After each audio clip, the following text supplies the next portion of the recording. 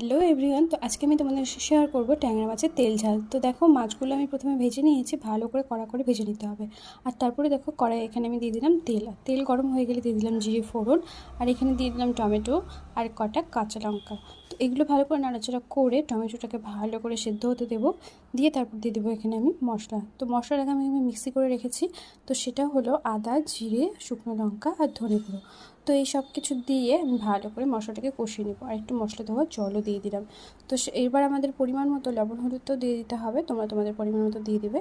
তো এরপরে আমরা ভালো করে মশলাটাকে কষিয়ে নেবো। তো দেখতে পাচ্ছ মশলাটা আমার অলরেডি কষানো হয়ে গেছে। তারপর ভেজে রাখা মাছগুলো এখন আমি দিয়ে দেবো। তো দেখো মাছগুলো ভালো করে আমি মশলার সঙ্গে কষিয়ে নিচ্ছি। তো তারপরে এখানে দিয়ে দেবো একটুখানি জল, কারণ বেশি জল দেবো না, যেহেতু এটা আমাদের তেল ঝাল হবে, হালকা কষানো কষানো হবে। তো তারপরে ওপর থেকে দিয়ে দিলাম একটু কাঁচা সর্ষের তেল, আর তোমরা যদি চাও একটু ধনেপাতাও দিতে পারো। তো ভিডিওটা কেমন লাগলো অবশ্যই জানিও। টাটা।